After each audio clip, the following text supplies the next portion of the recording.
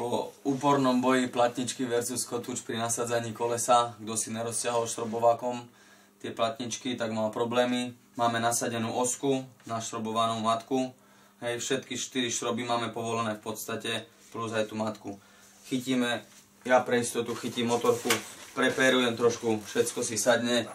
Chytíte kľúč, nasadíte a dotiahnete matku poriadne, áno.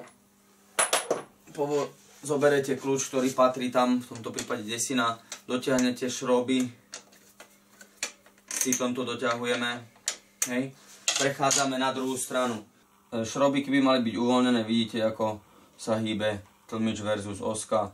Chytíme, preperujeme to, zoberieme kľúč, pritiahneme jeden šrob, druhý šrob, máme to. Môžete skúsiť koleso, zatočíte, prebrzdíte. Malo by to všetko fungovať v tom prípade. Máte ako dobrý pôžitok z jazdy, popri tom perovanie a nederete toľko materiál.